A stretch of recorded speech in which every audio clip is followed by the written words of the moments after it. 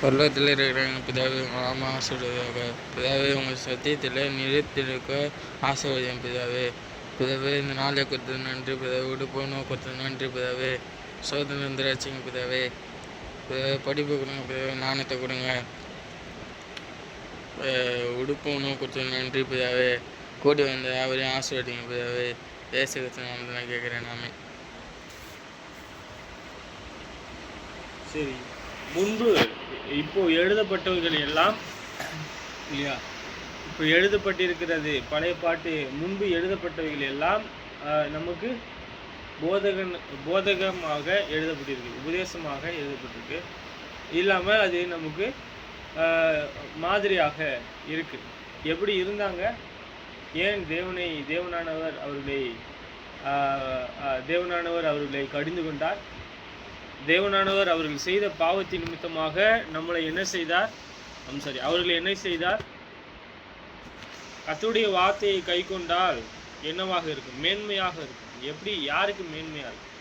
கர்த்தருடைய வார்த்தையை யாரு கை கொண்டா யாருக்கு மேன்மையாக இருக்கும்? அவங்களுக்கா? கர்த்தருக்கா? கர்த்தர் உங்களோட கிரியை செய்யணும் அப்படின்னா நீங்கள் எவ்வளோ பெரிய பாவத்தில் இருக்கிறீங்கன்னு சொல்லிட்டு என்ன செய்யணும் பார்க்கணும். ஒருவேளை மனுஷன் பிரியமா இருக்கலாம், ஆனால் தேவன் பிரியமா இல்லை. ஏனால் எது முக்கியம்? நீதியா இல்லை பாவமா? கர்த்தர் சொல்றாரு அவர் நீதி உள்ளவர் என்று சொல்றார். இஸ்ரவேலர்கள் நீ இதை செய்தேனானால் நீ எனக்கு என்னவா இருக்கிறேன்னு சொல்றாரு.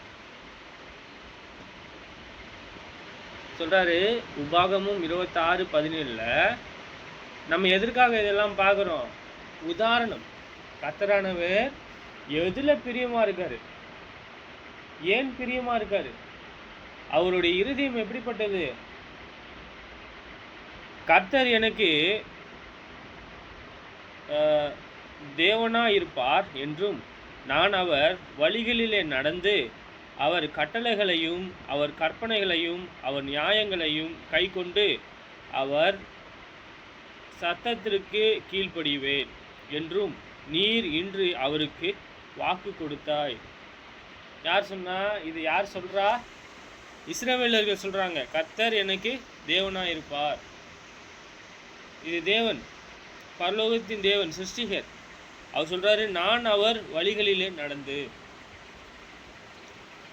அப்போ நாம் என்ன பார்க்குறோம் அப்படின்னா, அவங்கள வழியில கர்த்தருடைய வழியில நடக்கணும் அப்படின்னா கர்த்தரானவர் என்ன செய்யறாரா?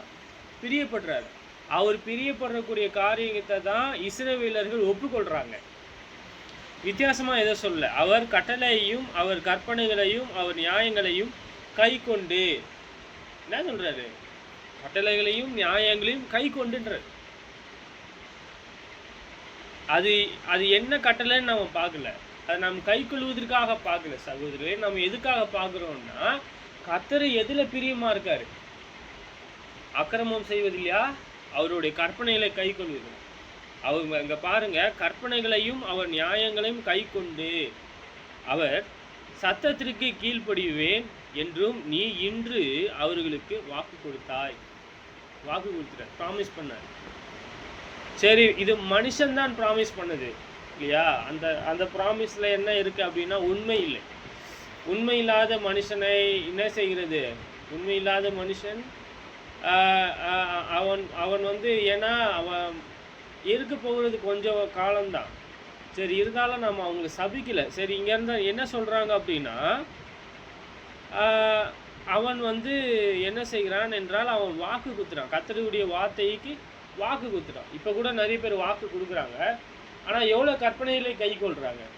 ஒரு வாக்கை கொடுத்துட்டு உண்மையாக இல்லாமல் அதுக்கு இன்னொன்று, ஒரு பொய்க்கு மேலே இன்னொரு பொய், இன்னொரு பொய்க்கு மேலே இன்னொரு பொய்.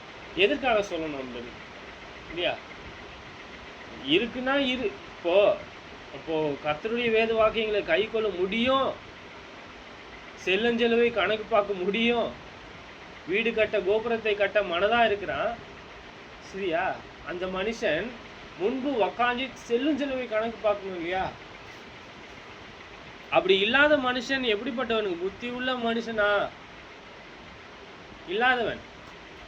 கர்த்தருக்கு உனக்கு வாக்கு கொடுத்து உனக்கு சொல்லி இருக்கிறபடி நீ என்னுடைய கட்டளைகளை எல்லாம் கை கொண்டால் எனக்கு சொந்த ஜனமாயிருப்பாய் என்றும். யார் இது? அப்புறம் தேவன் சொல்றாரு. யார் சொல்றா? நீங்க இது மாதிரி உங்ககிட்ட ஒரு இருதயத்தில் இருக்கு இல்லையா, உங்க இருதயத்தில் இருக்குல்ல, தேவனுடைய சித்தம் என்னன்னு பாருங்க. கர்த்தருக்கு உனக்கு வாக்கு கொடுத்து உனக்கு சொல்லி இருக்கிறபடி நீ என்னுடைய கட்டளைகளை எல்லாம், என்ன சொல்றாரு, என்னுடைய கட்டளைகளை எல்லாம் கை கொண்டால் எனக்கு சொந்த ஜனமாயிருப்பாய் என்றும். என்னதான் சொல்றாரு அவருடைய சொந்த ஜனமா இருக்கணும் அப்படின்னா அவருடைய கற்பனைகளை கை கொள்ளணும். நான் உண்டு பண்ணின எல்லா ஜாதிகளை பார்க்கிலும் புகழ்ச்சியும் கீர்த்தியையும் மகிமையையும் உன்னை சிறந்திருக்க பண்ணும்படி செய்வேன் என்றும், நான் சொன்னபடியே நீ உன் தேவனாகிய கர்த்தர்தானே எனக்கு பரிசுத்த ஜனமாயிருப்பாய் என்றும் அவர் இன்று உனக்கு சொல்லுகிறார் என்றான். அவருக்கு சொந்தமாக அவருடைய ஜனங்களாக இருக்கணும்னா அவன் என்ன செய்யணும்? அவர் கற்பனைகளை கை கொள்ளணும். புதிய ஏற்பாட்டில் கூட இல்லை அது மாதிரி, பழைய ஏற்பாட்டிலேயே அந்த மாதிரி தான் இல்லையா? பழைய பாட்டு பிரமாணத்திலே கட்டளையை கை கொள்ளணும் தான் இருக்கு.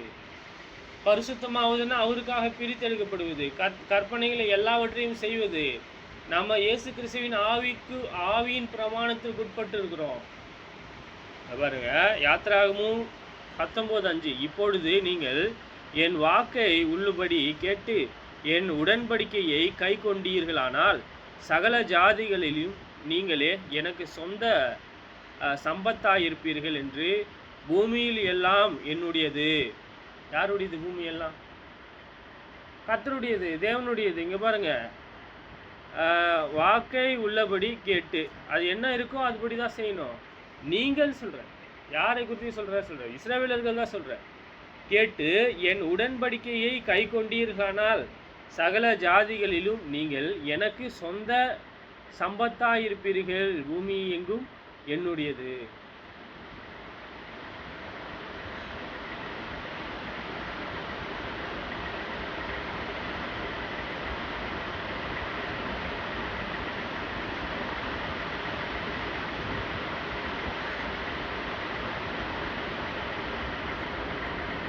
சரி, இங்கே யாத்திராகமம் புஸ்தகத்தில் நீங்கள் பார்த்தீங்க அப்படின்னா அவங்க எங்கேருந்து வராங்க? 40 வருஷம் அடிமையாக இருந்து வனாந்திரத்தில் வராங்க. அங்கே வந்து பார்த்தீங்கன்னா 40 வருஷம் வனாந்திரத்தை சுத்த போகிறாங்க. எதுக்காக அப்படின்னா உங்கள் உண்மையாக இருக்கணும்னு சொல்லி கற்பித்தாரு. அவங்க உண்மை இல்லாததினாலே அவங்க என்ன செய்யப்படுறாங்க அப்படின்னா 40 வருஷம் சுற்றுறாங்க வனாந்திரத்திலே. எதுக்காக? தேவனை பரிசோதித்து பார்க்குறாங்க. தேவனுக்கு என்ன பிரியமோ அதை செய்கிறது இல்லை.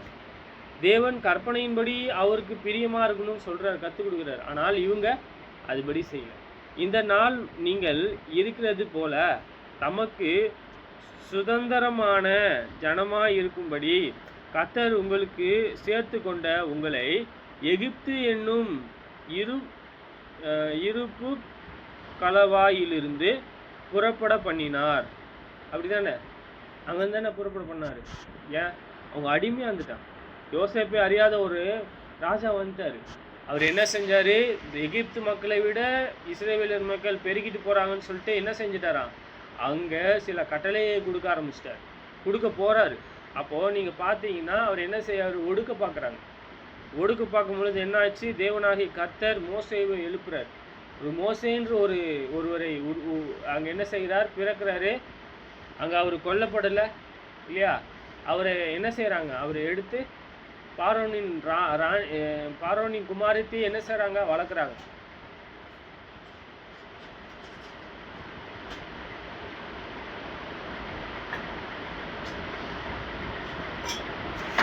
சரி, இப்படி இருக்கும் பொழுது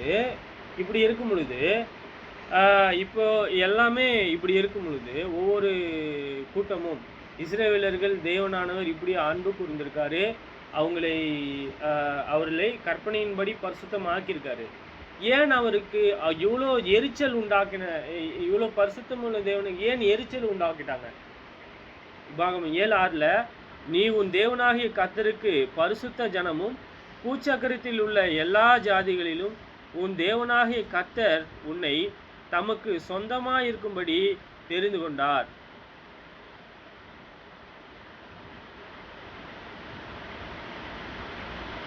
சரி, இப்போ நம்ம என்ன பார்க்கிறோம் அப்படின்னா, இப்படி இருக்கும் பொழுது இல்லையா, ஜனங்கள் எல்லாம் இல்லையா, இங்க பாருங்க, கர்த்தரும் உனக்கு வாக்கு கொடுத்து உனக்கு சொல்லி இருக்கிறபடி நீ என்னுடைய கட்டளையை எல்லாம் கை கொண்டால் எனக்கு சொந்த ஜனமாயிருப்பாய் என்றும் நான் உண்டு பண்ணின எல்லா ஜாதிகளை பார்க்கிலும் புகழ்ச்சியையும் கீர்த்தியையும் மகிமையையும் உன்னை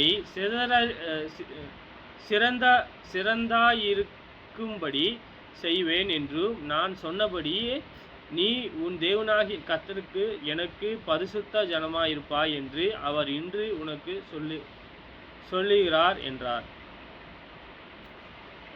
சரி, இப்படி சொல்லும் பொழுது தேவனானவர் ஒருத்தரை குறித்து இப்படி சொல்லும் பொழுது, ஆனால் அவங்க என்ன செய்யாங்க? பரிசுத்த நடக்கையை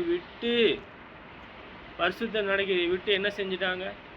நிறைய தடவை டெஸ்ட் பண்ணிட்டாங்க.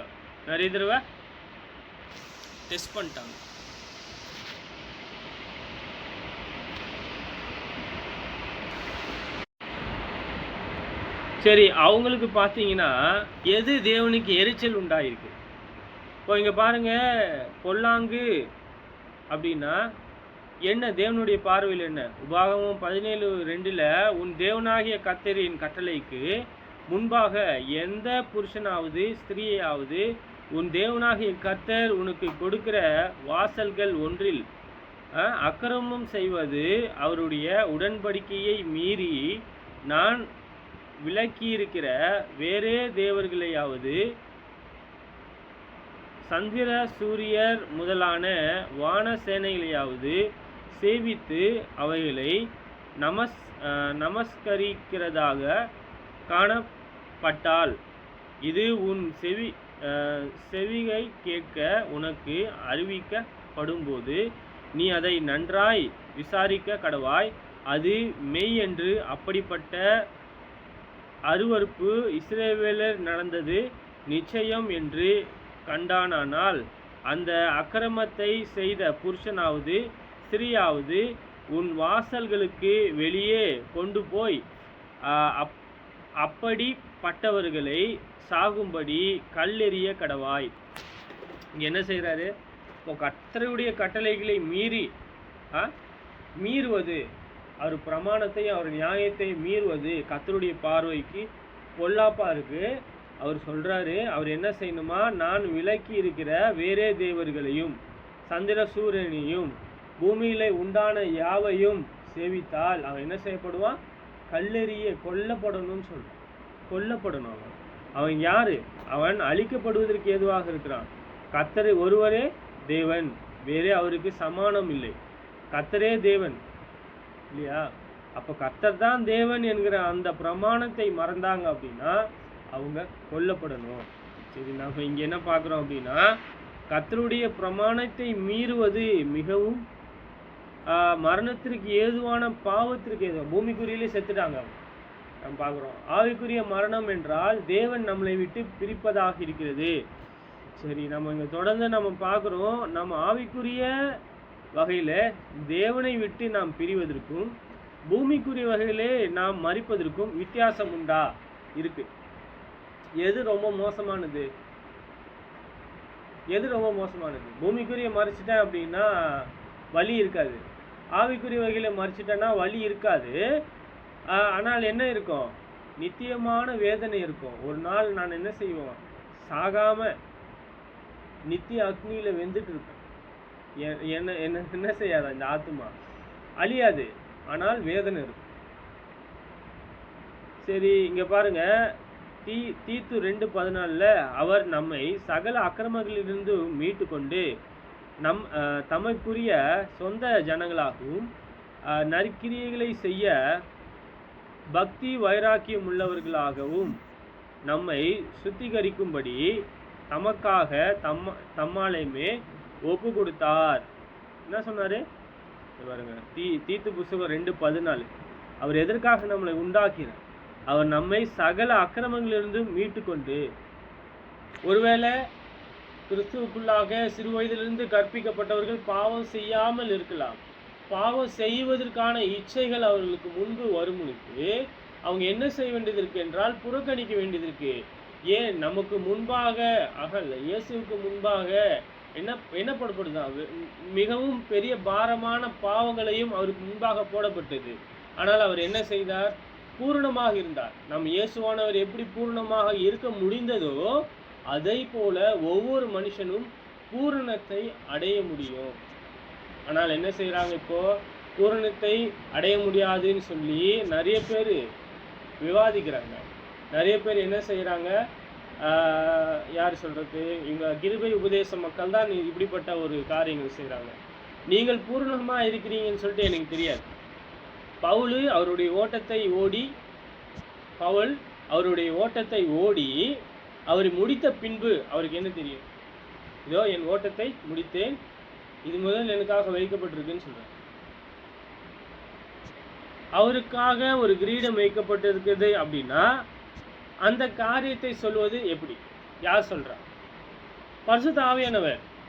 யார் சொல்றா?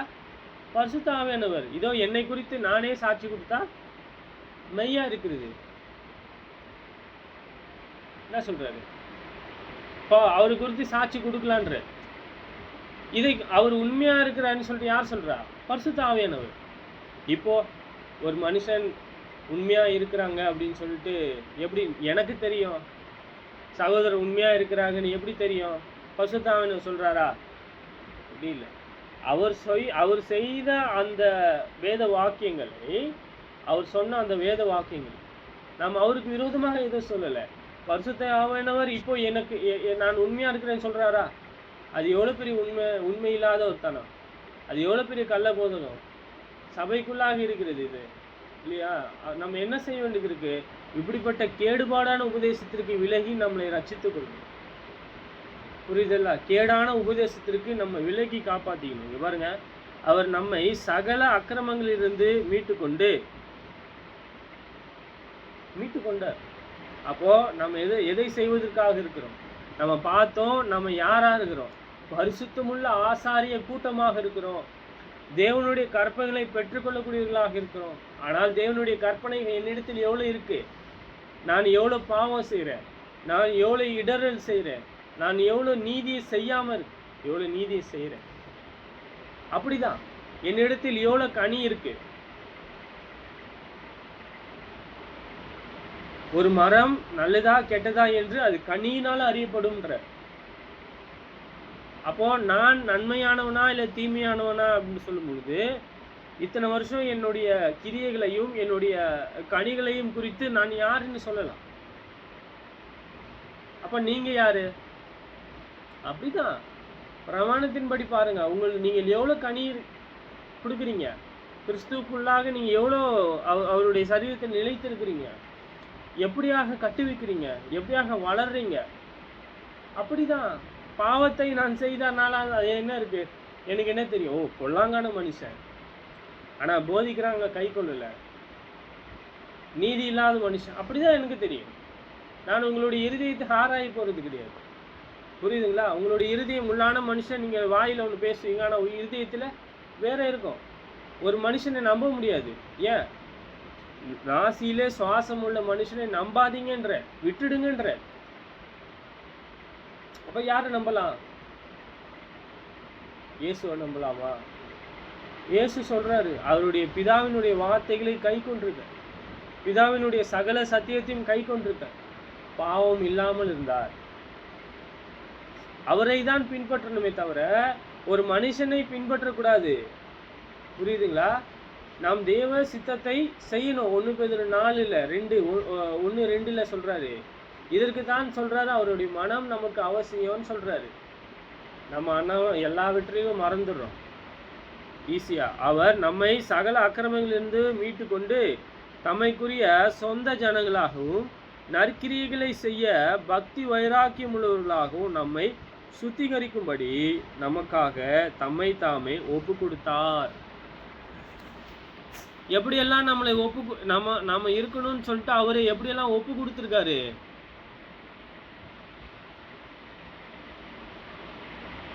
சரி, இஸ்ரவேலர்களை எப்படி மீட்டு கொண்டார்?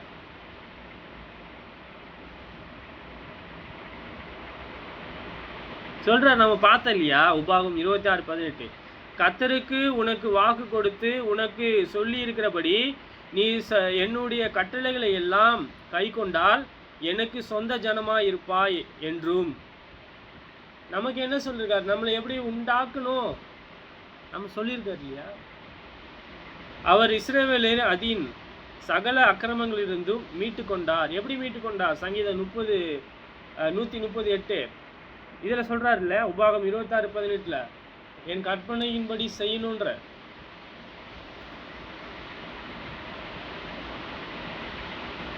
சரி, நம்ம எபிரேயர் புத்தகம் 9:14 நம்ம பார்த்தோம் இல்லையா?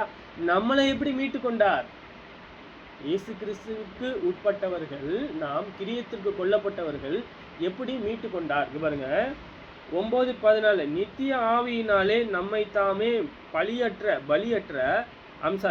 பழுதற்ற பலியாக தேவனுக்கு ஒப்பு கொடுத்த கிறிஸ்துவனுடைய இரத்தத்திலும் ஜீவனுள்ள தேவனுக்கு ஊழியம் செய்வதற்கு உங்கள் மாம்ச சரீரத்தை செத்த கிரியைகளிலிருந்து சுத்திகரிப்பது எவ்வளவு நிச்சயம். இப்பெல்லாம் சிறு பிள்ளைகளுக்கு என்ன குத்துறாங்க அப்படின்னா, ஃபோனை குத்துறாங்க, காதில் வச்சுக்கின்னு அங்கேயும் இங்கேயும் தெரிவது தான் குழந்தைங்களுக்கு தெரியும். இல்லைன்னா டிவி போட்டு விட்டுருவாங்க இல்லையா? அவங்க கையில் எவ்வளோ இருக்கும் நன்மை, எவ்வளோ நன்மை இருக்கும். என்ன செய்வாங்க? பொல்லாங்க தான் செய்வாங்க இல்லை, எவ்வளோ நீதியை செய்வாங்க சொல்லுங்க. இப்போ இயேசு செய்த நீதிக்கு ஒப்பான நீதி செய்வாங்களா? சரி, நம்ம அவர் பூர்ணமா இருந்தது போல, பர்னபா பூர்ணமா இருந்தது போல அவர் பூர்ணமா இருந்தது சொன்னது யாரு? சரி, நீங்க நன்மை செய்கிறது தேவையில்லை, நீங்க யாருக்கும் நன்மை கூட செய்யாதீங்க, ஆனால் தீமை செய்யாத பாருங்க. தீமோத்தி சொல்றாரு, உங்களிடத்திலே தீமோத்தி வந்தார்னா பயம் இல்லாமல் இருப்பதை பாருங்க. ஏன் துன்மார்க்க இடத்துல எப்படி வருவாங்க? கஷ்டம் இல்லையா? பாருங்க, எபிரேயர் 9:14 நித்திய ஆவியினாலே நம்மை தாமே பழுதற்ற பலியாக தேவனுக்கு ஒப்பு கொடுத்த கிறிஸ்துவனுடைய இரத்தம் ஜீவனுள்ள தேவனுக்கு ஊழியம் செய்வதற்கு உங்கள் மாம்ச சரீரத்தை செத்த கிரியைகளுக்கு சுத்திகரிப்பது எவ்வளவு நிச்சயம்.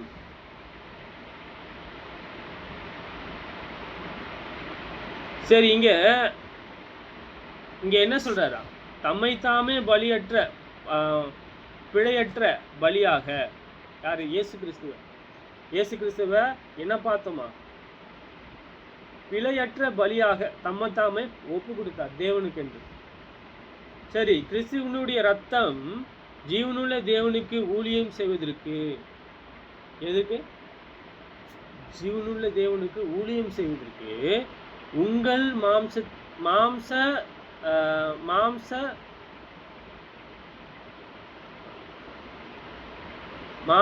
இச்சையை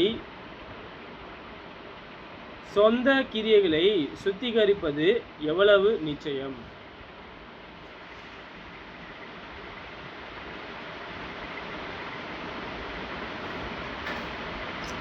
சரி, நாம இங்க என்ன பார்க்கிறோம் அப்படின்னா, நிறைய நம்மளுடைய மனம், நம்மளுடைய இருதயம், நம்மளுடைய ஆத்மா இல்லையா, நம்மளுடைய சரீரத்தை கூட என்ன செய்யணும்?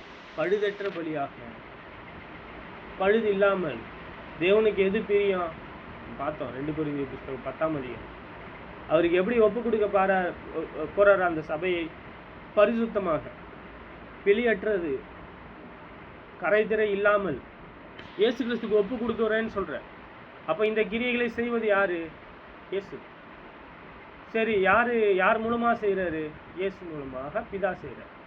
1 பேதுரு 2:9 நீங்களே உங்களை அந்தகாரத்திலிருந்து நம்முடைய ஆச்சரியமான ஒளிநிறத்திற்கும் வரவழைத்தருடைய புண்ணியங்களை அறிவிக்கும்படிக்கு தெரிந்து கொள்ளப்பட்ட சந்ததியாகவும் ராஜரீகமான ஆசாரிய கூட்டமாகவும் பரிசுத்த ஜனமாயும் அவருக்குள் சொந்தமான ஜனமாயும் இருக்கிறீர்கள். அப்போ நம்ம யாரா இருக்கணும்? ஒருத்தர் சொல்றாங்க பூர்ணமாக முடியாதுன்னு சொல்றாங்க. அது உண்மைதான். உண்மை இல்லானா நம்ம பூர்ணமாக முடியாது. பிரமாணத்தை கை கொள்ளலாம் நம்ம பூர்ணமாக முடியாது.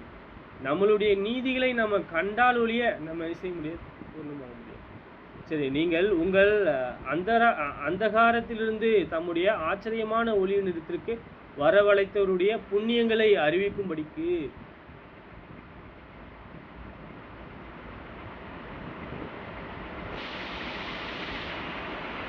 நம்ம எப்படி தெரிந்து கொள்ளப்பட்டிருக்கோம் சொல்றார். தெரிந்து கொள்ளப்பட்ட சந்ததியாகவும். எதற்காக தெரிந்து கொள்ளப்பட்டோம்? யாருக்காக தெரிந்து கொள்ளப்பட்டோம்? எப்படிப்பட்டவர்களாக தெரிந்து கொள்ளப்பட்டோம்? ராஜரீகமான ஆசாரிய கூட்டமாக. ஆசாரியர்களுடைய வேலை என்ன நம்ம தெரிஞ்சிருக்கோம். நமக்கு அவங்க தேவனுடைய கற்பனையின்படி அவரை பரிசுத்தம் பண்ணிக்கணும், அவங்களையும் பரிசுத்தம் பண்ணிக்கணும் இல்லையா? பரிசுத்தம் உள்ள தேவன் சொன்னபடியாக ஒவ்வொரு கட்டளையும் ஒரு புள்ளி அளவுக்கு கட்டளை கூட என்ன செய்யக்கூடாதா? மீறக்கூடாது. தேவன் சொல்றாரு, தேவனுடைய வார்த்தை, அவருடைய ஒவ்வொரு பிரமாணமும், அவருடைய ஒவ்வொரு வாக்கு தத்தமும் எப்படி போவது இல்லையா? ஒரு உறுப்பு, ஒரு எழுத்து உறுப்பாகிலும் என்ன செய்கிறது இல்லையா? அழிந்து போவது இல்லையா? அதற்கான தேவனான கிரியை செய்கிறேன்னு சொல்றார். இங்க பாருங்க, நம்ம தெரிந்து கொள்ளப்பட்ட சந்ததியாகவும் ராஜரீகமான ஆசாரிய கூட்டமாகவும் பரிசுத்த ஜனமாயும் அவருக்கு சொந்தமான ஜனமாயும் இருக்கிறீர்கள். அவங்க என்ன செய்யணும்? என்ன செய்யணும்?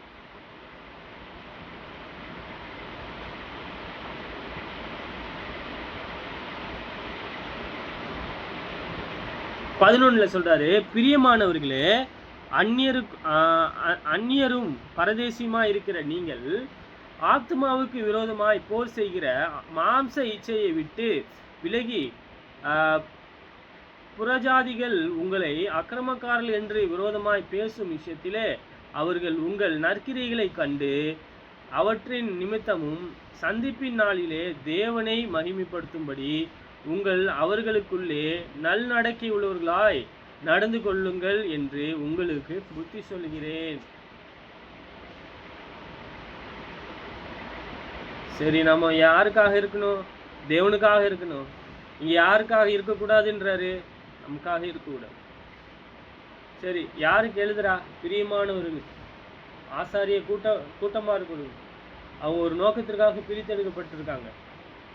அந்நியருக்கும் பரதேசியமாய் இருக்கிற நீங்கள் ஆத்மாவுக்கு விரோதமாய் போர் செய்கிற மாம்ச இச்சையை விட்டு விலகி. அப்போ நம்ம விலகவில்லை என்றால் ஆத்மாவினுடைய நிலைமை என்ன? சரி, என்னவாகும்? தொடர்ந்து நம்ம இச்சிப்போம்.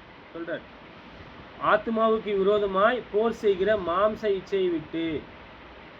நம்ம ஆத்மாவை தொடர்ந்து நம்ம மனம் திரும்பாமல் இருப்போமானால், பிரமாணத்தின் மேல் செய்யாமல் இருப்போமானால், பிதாவானவர் நம்மளோடு இல்லை, ஆவிக்குரிய மரணத்தில் இருக்கிறோம். நம்ம இச்சிப்போமானால் அந்த நிலைமை வரையும் நம்ம என்னவா இருக்கிறோம் அப்படின்னா ஆவிக்குரிய வகையில் மரித்திருக்கோம். சரி, நம்ம என்ன செய்யணும்? நன்மையான கிரியைகள் செய்யணுன்ற பேச்சு ஒரு பேச்சா இருக்கும். நான் இன்னொரு கிரியை செய், அப்படி இருக்கக்கூடாது. புறஜாதிகள் உங்களை அக்கிரமக்காரர் என்று விரோதமாய் பேசும் விஷயத்தில் அவர்கள் உங்களை நற்கிரைகளை கண்டு அவற்றின் நிமித்தமும் சந்திப்பின் நாளிலே தேவனை மகிமைப்படுத்தும்படி நீங்கள் அவர்களுக்குள்ளே நல்நடக்கை உள்ளவர்களாய் நடந்து கொள்ளுங்கள் என்று உங்களுக்கு புத்தி சொல்கிறேன்.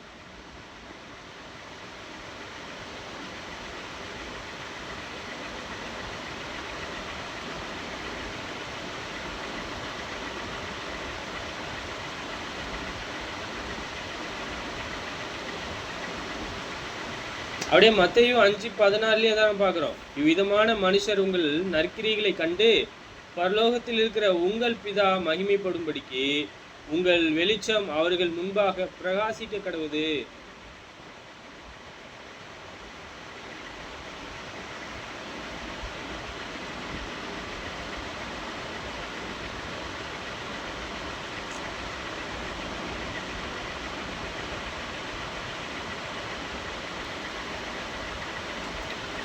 சரி, இங்க பார்க்கணும்.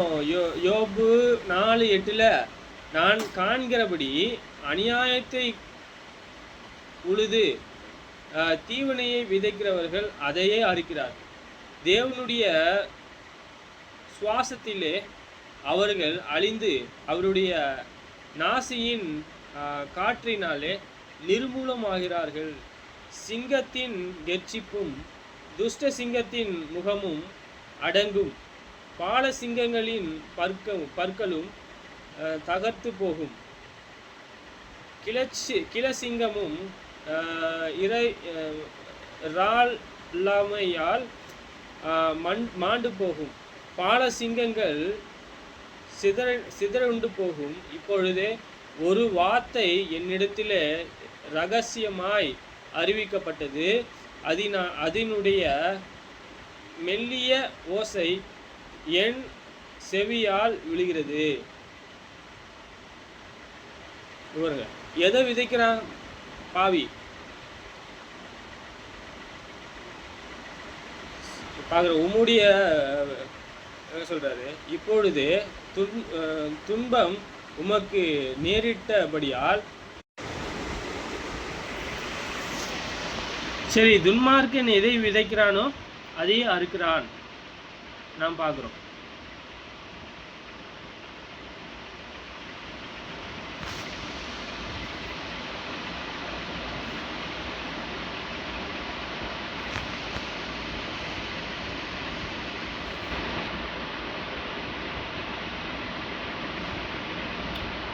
பிலிப்பியர் 2:15 சொல்றாரு, நாம் எப்படிப்பட்டவர்களாக நடந்து கொள்ளணும்? கோணலும் மாறுபாடுமான சந்ததியின் நடுவிலே குற்றமற்றவர்களும் கபடற்றவர்களுமாய் தேவனுடைய மாசற்ற பிள்ளைகளுமாகும்படிக்கு. இப்படிலாம் நடக்கணும்னா எப்படி இருக்கணும்? நம் பிரமாணத்தின்படி செய்யக்கூடியவர்களாக இருக்கணும்.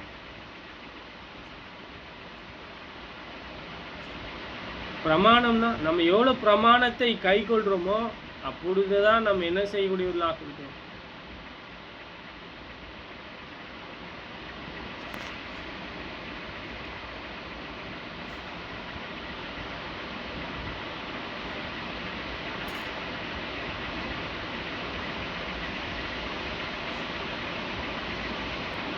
நாம் சுத்திகரிக்கப்பட்டவர்களாக இருப்போம். சரி, தீத்துக்கு அறிவிக்கிறாரு, இவைகளையே போதித்து நன்மை செய்வதற்காகவே போதித்து பேசினா இவைகளே நீ பேசி போதித்து சகல அதிகாரத்தோடும் கடிந்து கொள். ஒருவனும் உன்னை அசட்டை பண்ண இடம் கொடாதிருப்பாயாக. சரி, அவருக்கு என்ன சொல்லியிருப்பட்டிருக்கு? தேவனுடைய நன்மையை கடிந்து கொள்ள வேண்டியதாக இருக்கிறது. ஒரு அக்கிரமம் செய்யக்கூடிய காரியங்களை சொன்னா, ஆனா அவங்க என்னவா இருக்கிறாங்க? நம்மளை குறித்து இகழக்கூடியவர்களாக இருக்கிறாங்க. நம்மளிடத்துல செவி கொடுக்கறது இல்லை என்பதாக சொல்றாங்க. சரி, நிறைய விஷயம் நிறைய மக்கள் என்ன செய்கிறது இல்லை என்றால் செவி கொடுக்க மாட்டாங்க.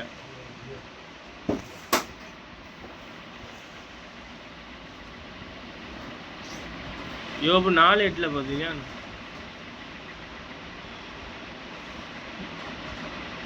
இங்க யோபு 4:8 நான்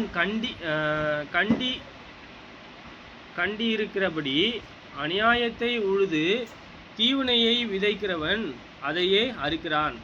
தேவனுடைய சுவாசத்தாலே அவர்கள் அழிந்து அவருடைய நாசியின் காற்றுகளிலே நிர்மூலமாவார்கள். இங்க ஒரு எலிபாஸ் என்கிற ஒரு மனுஷன், யார் பேசுறா? ஒரு மனுஷன் பேசுறாரு. அந்த மனுஷன் எப்படிப்பட்டவன்? இவன் யாரு அப்படின்னா, அவன் அப்பொழுது தேமானியாகிய எலிபாஸ் பிரதியுத்தரமாக ஒவ்வொருவரும் பேச ஆரம்பிக்கிறாங்க யோபுக்கு விரோதமா. யோபுக்கிட்ட இப்போ என்ன இல்லை அப்படின்னா ஒன்றுமில்லை, எல்லாமே இழந்துட்டார். உண்மையான மனுஷன் யோபை போல ஒருவரும் இல்லை என்று பார்க்க. சரி, இப்போ நம்ம பார்க்கக்கூடிய தருவாயில ஒருவேளை யோபு போல கூட உண்மையா இருக்க முடியாதுன்னு சொல்லிடுவாங்க. யோபு மாதிரி கூட உண்மையா இருக்க முடியாதுன்றார். அவர் எப்படி இருந்தாரு? அவர் அக்கிரமம் செய்யவில்லை. அவர் என்ன செய்யல? அக்கிரமம் செய்யல.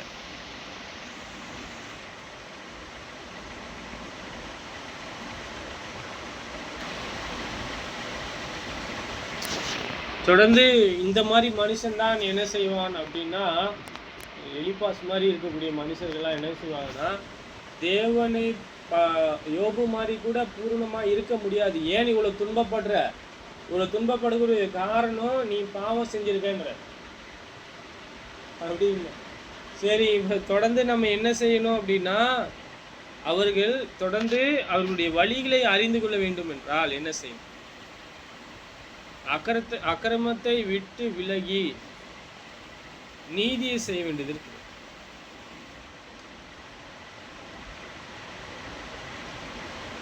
தேவனானவர் எதில பிரியப்படுகிறது இல்லை. தேவன் எதில பிரியப்படுகிறது இல்லை. சங்கீத புஸ்தகம் 5:4 சொல்றாரு பாருங்க, நீ துன்மார்க்கத்திலே பிரியப்படுகிற தேவன் அல்ல, தீமை உம்மிடத்திலே சேருவதும் இல்லை. வீம்புக்காரர் உம்முடைய கண்களுக்கு முன்பாக நிலை நிற்ப மாட்டார்கள். அக்கிரமக்காரர் யாவும் வெறுக்கிறீர். என்ன சொல்றாரு? நீர் துன்மார்க்கரால் பிரியப்படுகிற தேவன் அல்ல. அப்போ அவர் தேவன், நம் தேவன் யாரு? எதுல பிரியமா இருக்காரு? எதுல இச்சிக்கக்கூடியவராக இருக்கிறார்? தப்பான வார்த்தை கிடையாது. தேவன் நன்மையிலே பிரியப்படுறார். சொல்றார், நீர் துன்மார்க்கரில் பிரியப்படுகிறது தேவன் அல்ல. வீம்புக்காரர் உம்முடைய கண்களுக்கு முன்பாக நிலை நிற்க மாட்டார்கள். அக்கிரமக்காரர் யாவரும் வெறுக்கிறீர். பொய் பேசுகிறவர்களை அழிப்பீர்.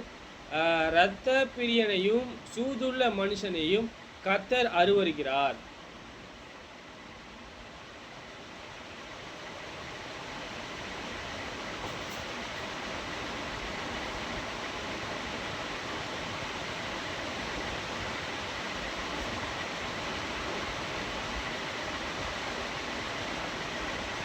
சங்கீதம் 54:55-22 சொல்றாரு, தேவனே நீர் அவைகளை அழிவின் குழியிலே இறக்க பண்ணீர்.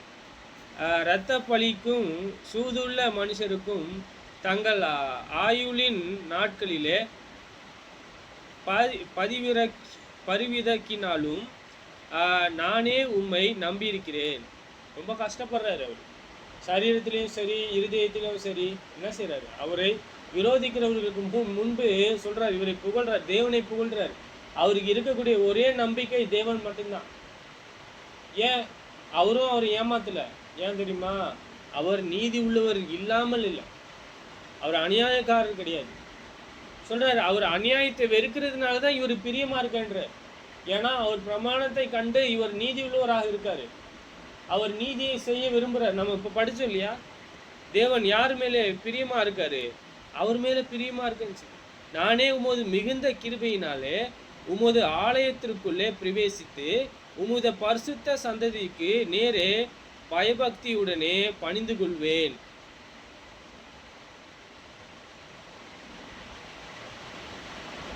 எப்படிப்பட்ட மனுஷன் இல்லையா அவரு? பாருங்க, கர்த்தாவே என் சத்துருக்களின் நிமித்தமும் என்னை உம்முடைய நீதியில நடத்தி.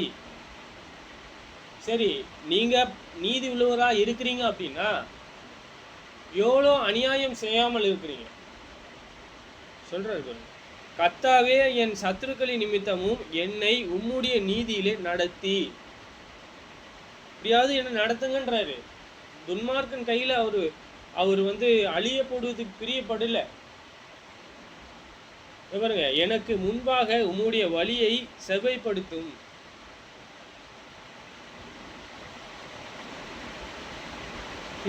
எப்படிப்பட்ட மனுஷர்களுக்கு நடுவில் இருக்கிறார் தெரியுமா அவரு? இவருங்க, அவர்கள் வாயிலே உண்மை இல்லை, அவர்கள் உள்ளம் கேடுபாடு உள்ளது, அவர்கள் தொண்டை திறக்கப்பட்ட பிரேதகுழி, தங்கள் நாவுகளிலே இச்சகம் பேசுகிறார்கள். வாயி தொண்டை எப்படி இருக்கான்? திறக்கப்பட்ட பிரேதகுழி. பிரேதகுழின்னா என்ன? செத்த போனவர்கள் ஏன் நோண்டுவாங்கல்ல, அது பிரேதத்தை வச்சு குழி வெட்டினா எப்படி இருக்கும்? அதில் நிறைய அநியாயமும் மலைகளையும் ரொம்ப கேடான நோய்களும் இருந்தால் அப்படி இருக்கும். அதில் யாராவது இறங்குவாங்களா? அது தண்ணி போலவா இருக்கும்? அது மிகவும் மனுஷனுக்கு ஆபத்தான ஒரு விஷயம். பாருங்க, இவைகள் வாயில் உண்மை இல்லை, அவர்கள் உள்ளம் கேடுபாடு உள்ளது, அவர்கள் தொண்டை திறக்கப்பட்ட பிரேத குழி.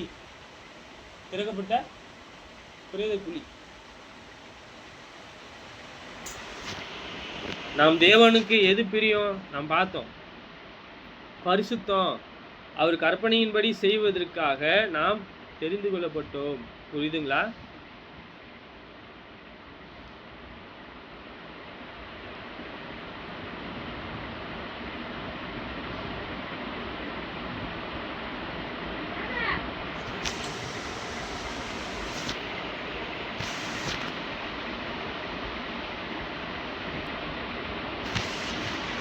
இயேசுவானவர் எப்படியாக தேவனுக்கு பிரியமா இருந்தார்? ஏன் பிரியமா இருந்தார்? அவர் சொல்றார், இயேசு நம்மளை போல உண்மையா உள்ளவரா இருந்தாரா? சரி, இதை யார் சொல்றது? அந்த உண்மையை பரலோகத்தின் தேவன் சொல்றாரு. இவர் உண்மையா இருப்பாரு, இவரை வழி நடத்துவாருன்னு சொல்லி. சங்கீதம் 45:7, நீர் நீதியை விரும்பி அக்கிரமத்தை வெறுத்திருக்கிறீர், ஆதலால் தேவனே உம்முடைய தேவன் உமது தோழர்களை பார்க்கிலும் உம்மை ஆனந்த தைலத்திலே அபிஷேகம் பண்ணினார். அவருடைய கிரியைகள் எப்படி இருந்தது? பரிசேயர்களுடைய கிரியைகள் எப்படி இருந்தது? அவர்கள் கண்டும் காணாதவர்களா இருந்தாங்க. இயேசு சொல்றாரு, நீங்கள் என்ன விரியன் பாம்பு குட்டிகள்னு சொல்றாரு. உங்களுடைய என்ன சொல்றாரு? உங்களுடைய கிரியைகளை குறித்து பாருங்க, உங்களுடைய நீதியை குறித்து பாருங்க. இந்த மனுஷன் இயேசுவுக்கு எவ்வளவு விரோதம் செய்யாமல் இருந்திருக்காங்க இல்லையா? எவ்வளவு விரோதம் செய்யாமல் ஆபிரகாமின் சந்ததின்றீங்க, ஆனால் ஆபிரகாமினுடைய அடிச்சூடு இல்லையே. நீங்கள் ஆதி முதற் கொண்டு நீங்கள் தேவனை தேடுறீங்கன்றீங்க, ஆனால் எவ்வளோ கிரியைகள், நீதி உள்ள கிரியைகள் இருக்கு உங்ககிட்ட தான் கேட்குறாரு. அப்படிதானே? எவ்வளோ கிரியை இருந்துச்சுன்னு கேட்குறாரு. அவங்களால பதில் சொல்ல முடியல. ஏனால் பொய்யர்கள் தான். யாரு? எலிபாஸ் மாதிரி இருக்கக்கூடிய மனுஷன் தான் என்ன சொல்றான்? யோபுவே என்ன செய்யறான்? அவன் குற்றப்படுத்துறான். யோபு மாதிரி இப்போ யாராவது இருக்க முடியுமா? நாமகரண கூட்டத்தாரை போல இருக்கிறாங்க. நாமகரண கூட்டத்தார், நாம டினாமினேஷன் பீப்புள் இருக்காங்க இல்லையா, அவங்கள மாதிரி. அவங்க என்ன செய்கிறாங்க? அல்லேலூயா அல்லேலூயான்றாங்க. தொடர்ந்து என்ன செய்கிறாங்க? எகிரி குதிக்கிறாங்க, வெள்ளை அங்கி உடுத்திக்கிறாங்க, வெள்ளை கலர் அங்கி. ஆனால் நீதியின்படி வாழும் பொழுது நமக்கு ஒரு வெள்ளை அங்கி கொடுக்கப்படும். இங்கே கிடையாது, அங்கே. சிலர் பெற்றிருக்கிறாங்க வெள்ளங்கி. நம்மளிடத்தில் எது காணப்படணும்? வெள்ளங்கி. உள்ளான மனுஷனர் நீதி உள்ளவர்களாகட்டும். நம்மளுடைய நீதி எவ்வளோ இருக்கு?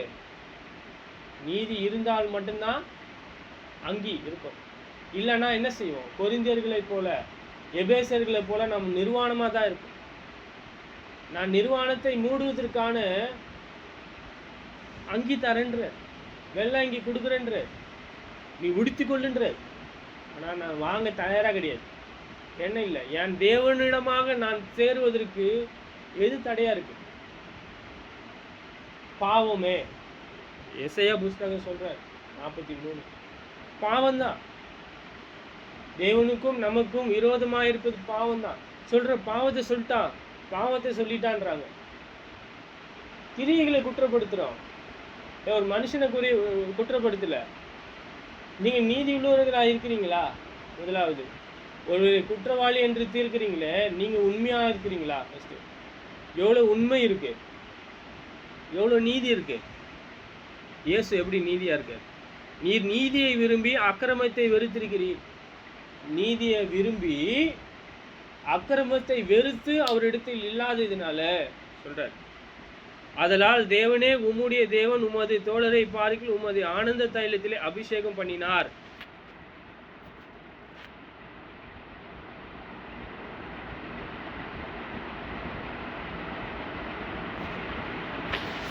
சரி, அவர் எப்படி நீதி உள்ளவராக இருந்தார், காணப்பட்டார்?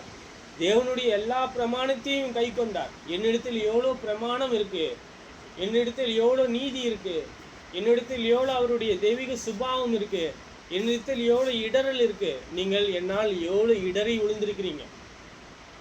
என்னால் தேவனுடைய வார்த்தையினால எவ்வளோ நான் சகித்திருக்கிறேன், எவ்வளோ பரிசுத்தம் என்னிடத்தில் இருக்கிறது, எவ்வளோ நீதியை செய்கிறோம், உங்களை எவ்வளோ அதிகமாக சகிக்கிறோம், எவ்வளோ சொல்லிட்டா போகலாம். சொல்கிறாரு எபிரேயர் 1:8-9, குமாரனே நோக்கி, தேவனே உம்முடைய சிங்காசனம் என்றென்றைக்கும் உள்ளது, உம்முடைய ராஜ்யத்தின் செங்கோல் நீதி உள்ள செங்கோலாயிருக்கிறது, நீர் நீதியை விரும்பி அக்கிரமத்தை வெறுத்திருக்கிறீர், ஆதலால் தேவனே தேவன் உமது தோழரை பார்க்கிலும் உம்மை ஆனந்த தைலத்திலே அபிஷேகம் பண்ணினார் என்றும். எதனால் அபிஷேகம் பண்ணார் நமக்கு தெரியணும்ல.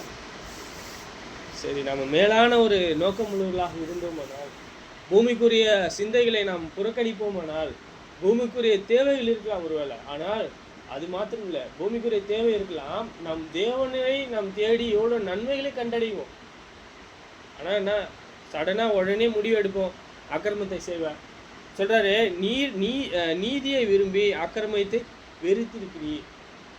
இதை நான் நீதியை விரும்பினேன்னா தேவனுக்கு பிரியமா இருக்குமா? சொல்லுங்க, தேவனுக்கு பிரியமா இருக்குமா?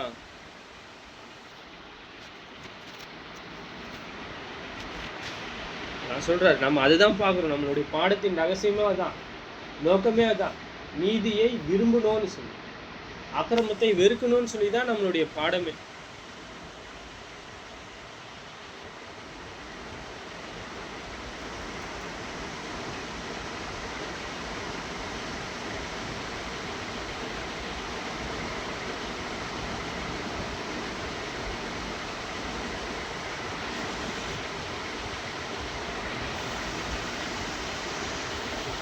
இருக்கணும்.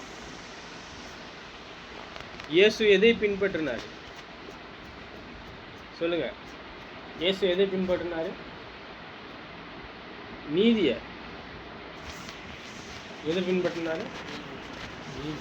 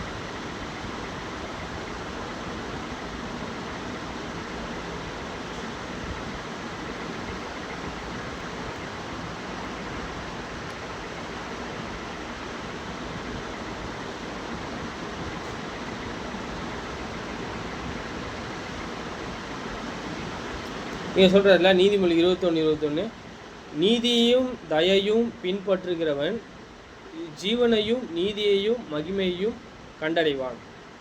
ஒரு மனுஷன் அவர் என்னென்ன கண்டடைஞ்சிருக்கார்? இயேசு சொல்கிறாரு, நீதியையும் தயவையும் பின்பற்றுகிறவன் ஜீவனையும் நீதியையும் மகிமையும் கண்டடைவான். இதெல்லாம் மறந்துட்டு என்ன செய்ய போகிறாங்க அவங்க? நீதியை பின்பற்றாமல் என்ன செய்ய போகிறாங்க? எதை பின்பற்ற போகிறாங்க? அவங்களுக்கு எப்படி ஜீவன் இருக்கும்? கண்டிப்பாக அவங்க ஜீவன் உள்ளவர்களாக இல்லை. அவங்க தொடர்ந்து ஆவிக்குரிய வகைகளை மறித்திருக்கிறாங்க. ஒருவேளை மனுஷன் அவங்களை உற்சாகப்படுத்தலாம் தவிர, ஆனால் தேவன் அவர்களை உற்சாகப்படுத்தலை.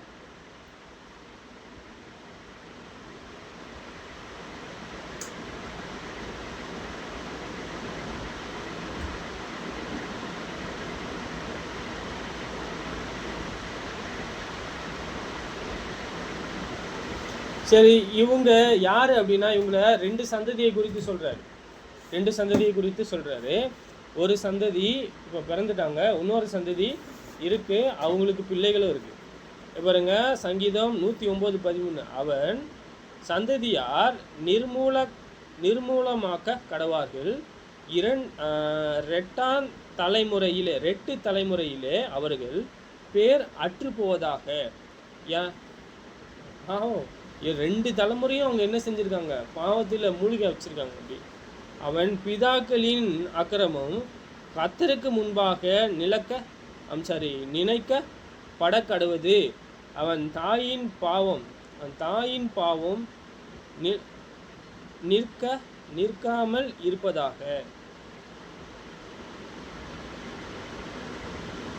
சொல்றாரு. அவைகள் நித்தமும் கர்த்தருக்கு முன்பாக இருக்க கடவுது.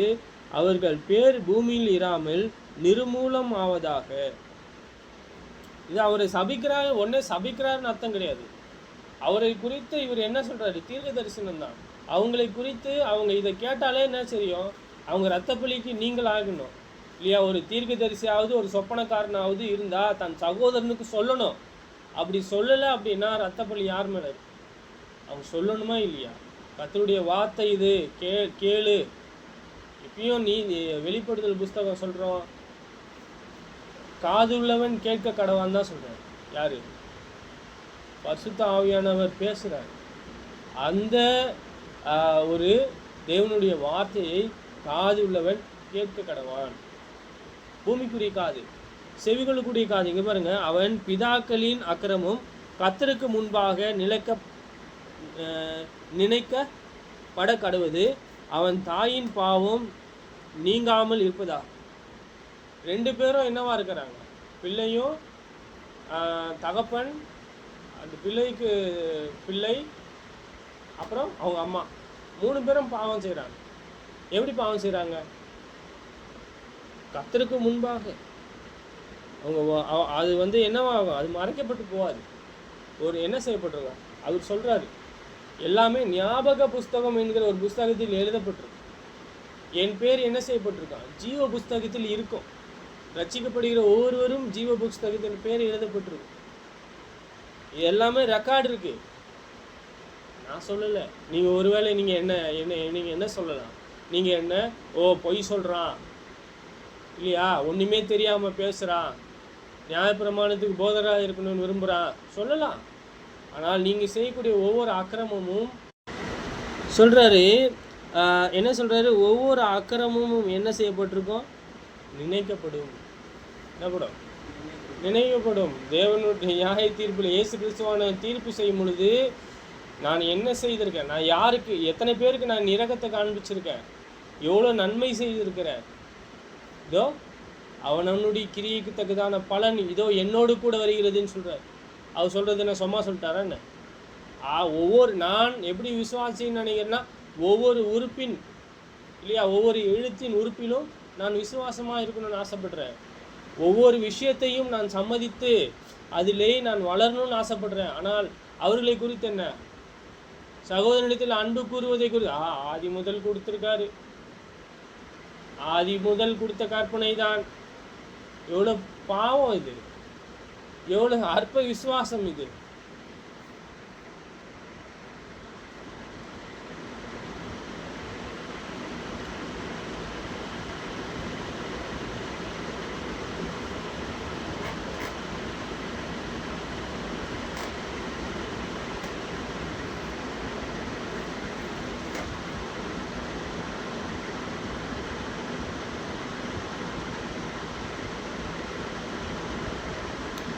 சரி, இங்கே பாருங்கள், நீதிமொழிகள் 12:11.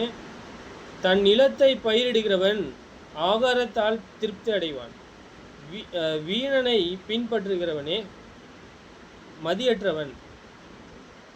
சரி, தேவனுடைய நன்மைகளை, தேவனுடைய வார்த்தைகளை பின்பற்றுகிறவன், நான் என் இருதயத்தில் நல்ல விதைகள், தேவனுடைய வார்த்தைகளை நான் விதைத்து நான் 100ஆக வளரணும்னு சொல்ல ஆசைப்படுவேனா? இல்லை நான் பொறுமையாக வளர்றேன் அப்படின்னு ஆசைப்படுவேன்? நம்ம அதிகமாக வளரணும்னு ஆசைப்படுவோம். இங்கே பாருங்கள், தன் நிலத்தை பயிரிடுகிறவன் ஆகாரத்திலே திருப்தி அடைவான். நான் எதை விதைக்கிறேனோ ஆகிறோம், நீதியை விதைக்கிறேன், அது பலனை கொடுக்குது, அதனாலே நான் திருப்தி அடைவேன். என்ன ஆகும்? அந்த தண்ணி, அந்த ஜீவ தண்ணீர்னாலே, அந்த விதையினாலே நான் என்ன செய்வேன்? திருப்தி அடைவேன். வீணனை பின்பற்றுகிறவன் வேஸ்ட்டு, அவனுடைய கிரியைகளை எல்லாம் வேஸ்ட்டு. அவனை பின்பற்றுகிறவன் என்ன ஆவான்?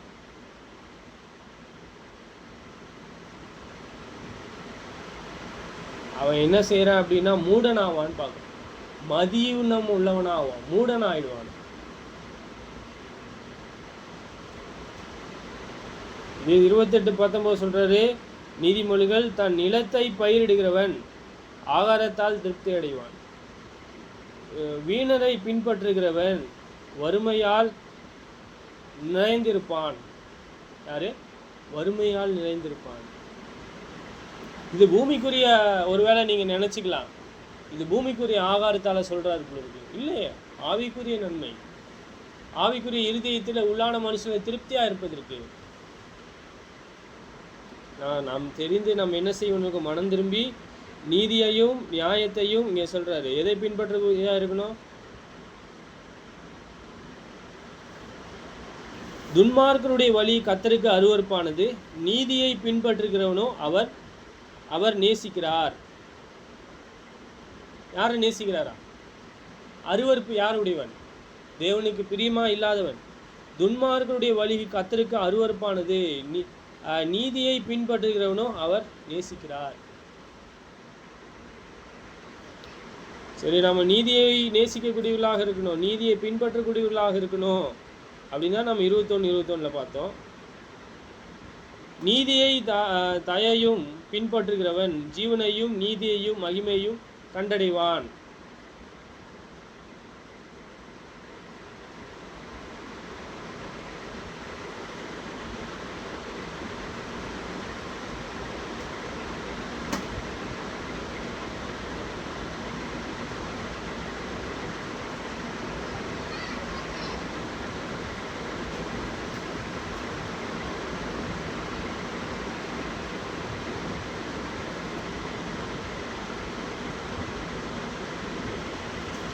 சரி, நாம் அழைக்கப்பட்டிருக்கோம் இல்லையா? நாம் பரிசுத்தத்திற்கு என்று அழைக்கப்பட்டிருக்கோமா இல்லையா? அதான் நம்ம பாடம். நம்ம எதற்காக அழைக்கப்பட்டிருக்கோம்? நாம் ஏன் வளரணும் சகோதரிலே? நாம் ஏன் வளரணும்? எபிரேயர் 12:14 யாவரும் சமாதானமாக இருக்கவும் பரிசுத்தம் உள்ளவர்களாக இருக்கவும் நாடுங்கள், பரிசுத்தம் இல்லாமல் ஒருவனும் கர்த்தரை தரிசிக்கப்படுவதில்லையே. பரிசுத்தம் எவ்வளோ முக்கியம்!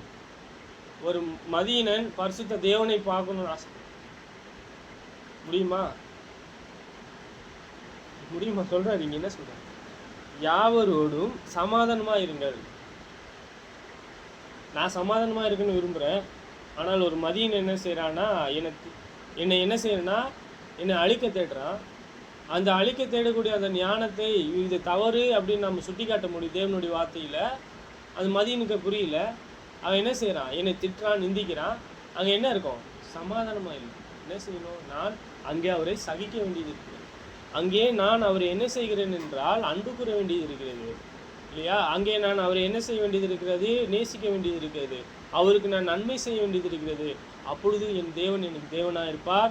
நான் அவருக்கு குமாரனும் குமார்த்தியுமா இருப்பேன். புரியுதா? இங்கே சொல்கிறாரு, யாவரோடும் சமாதானமாக இருக்கணும். நான் சமாதானமாக இருக்கணும் விரும்புனா அவங்க என்ன செய்கிறாங்க? சமாதானமாக இருக்க முடியாது. ஏனால் அவர்கள் எப்படி இருக்கிறாங்க? அவர்களுடைய இருதயம் பாருங்கள். அப்போ சமாதானமாக இருக்க முடியுமா? எல்லாரும் கற்பனையை கை கொள்ளணும். ஒருவர் மாத்திரம் கை கொண்டா பத்தாது, எல்லாருமே கை கொள்ளணும். அங்கே அப்போ தான் ஏக அன்பு, ஏக சமாதானம் இருக்கும். நீங்கள் கை கொள்ளலை, நான் கை கொள்ளணும்னு நினைக்கிறேன். புரியுதா? அப்போது எங்கே இருக்குது? ஒருத்தர் தான் கை கொள்கிறாரு. நீங்கள் கை கொள்ளணும்னா எப்படி? நீங்கள் சொல்கிறீங்க, ஆனால் நீங்கள் கை கொள்ளாமல் போகிறீங்க. அங்கே என்ன உண்மை இருக்குது? எது நீதி? என் தேவன் என்ன செய்கிறாரு? ஒரு பிரமாணத்தை கொடுத்துட்டு வேற ஒன்று கொடுக்குறாரா? நான் எவ்வளோ உண்மையாக இருக்கிறேன். அப்போ நம்பலாமா? நம்பக்கூடாது. மனுஷன் நம்பாதீங்க. என்ன செய்கிறாரு? தன்னுடைய பிள்ளைகளுக்கு என்ன கற்றுக் கொடுக்கணும்? ஃபஸ்ட்டு தேவனை நம்புவதற்கு கற்றுக் கொடுக்கணுமே தவிர மனுஷன் மேல் பிரியமாக இருப்பதற்கு நம்புவதற்கு சாத்தியமே படுகிறார். நான் என்ன செய்யணும்? என் பிதாவை எப்படி மகிமைப்படுத்தணும்? தேவனை தேவன் என்று எப்படி மகிமைப்படுத்தணும்? அதை அறிந்து கொடுக்கணும், கற்றுக் கொடுக்கணும். அது கொடுக்காதான் பிரச்சனை. யாவரோடும் சமாதானமாயிருங்கள், பரிசுத்தம் உள்ளவர்களாக இருக்கவும் நாடுங்கள், பரிசுத்தம் இல்லாமல் ஒருவனும் கர்த்தரை தரிசிப்பது இல்லையே.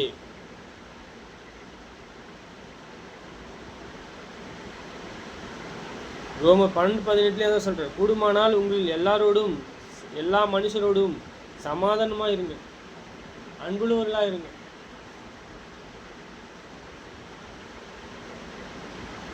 சரி, நம்ம தொடர்ந்து தேவன் மேல் நம்பிக்கையாக இருப்போம். பரிசுத்த தேவன் நமக்கு உதவி செய்வார். பரிசுத்தம்னா என்னன்னு கற்றுக் கொடுப்பாரு. நாம் அவருடைய நீதியை கைக்கொள்ளும், அவருக்காக பிரித்து எடுக்கப்பட்டவர்களாக இருக்கும். ஆவிக்குரிய வகையிலே நாம் வளரக்கூடியவர்களாக ஆவிக்குரிய வாழ்க்கையை நம்ம கற்றுக்கொள்ளணும்னா அவருடைய எல்லா கற்பனைகளையும் நாம் அறிந்து கொள்ளணும். அப்படி இல்லைன்னா நம்ம என்ன செய்வோம், தொடர்ந்து குழந்தையா இருப்போம். 30 அளவு கூட வளர்ந்துருக்க மாட்டோம்.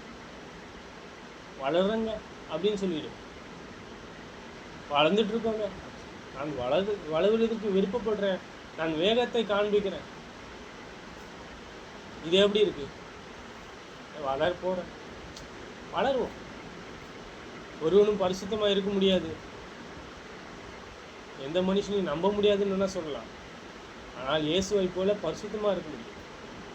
ஆனால் நீங்கள் பரிசுத்தமாக இருக்கிறீங்கன்னா எனக்கு தெரியுமா, இந்த நல்ல மரம் கனியினாலே அறியப்படும். என்னிடத்தில் எவ்வளோ சமாதானம், எவ்வளோ தேவ நீதி, எவ்வளோ பரிசுத்தம் இருக்கிறது என்று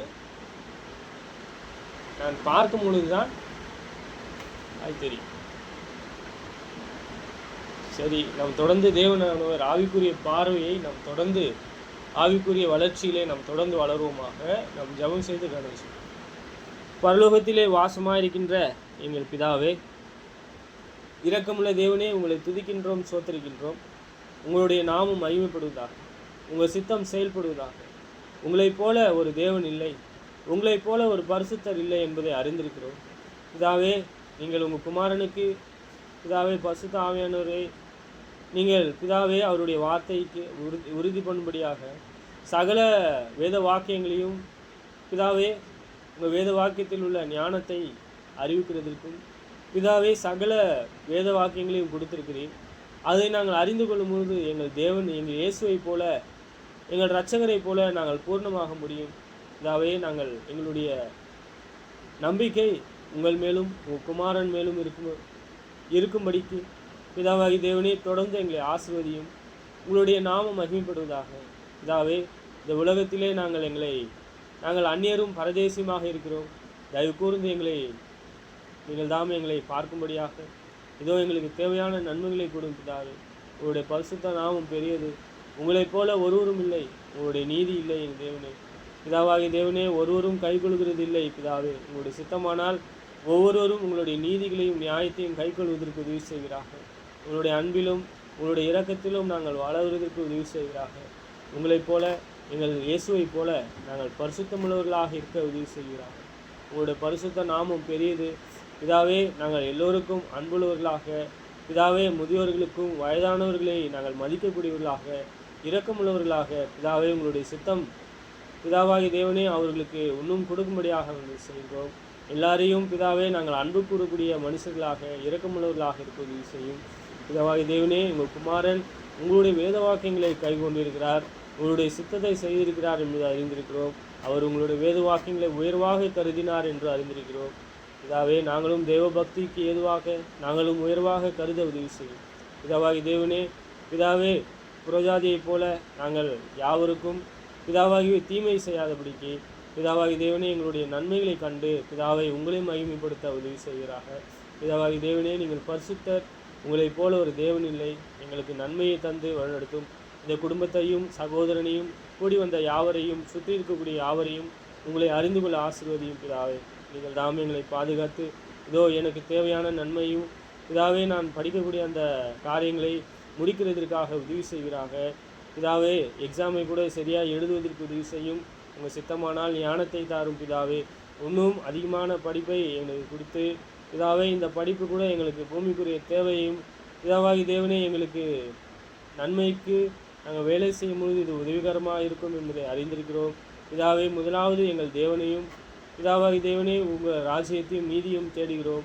பிதாவாகி ராஜாவே, எங்களுக்கு உதவி செய்யும். உங்களுடைய நாமம் பெரியது, உங்களைப் போல ஒரு பரிசுத்தர் இல்லை என்பதை அறிந்திருக்கிறோம். எல்லாருக்கும் உங்கள் வேத வாக்கியங்கள் கொடுக்க, உங்களுடைய நன்மைகளை கற்றுக் கொடுக்க உதவி செய்யும். வாய்ப்பு தாரும்படியாக செய்தோம். குமாரன் இயேசுவின் நாமத்தினாலே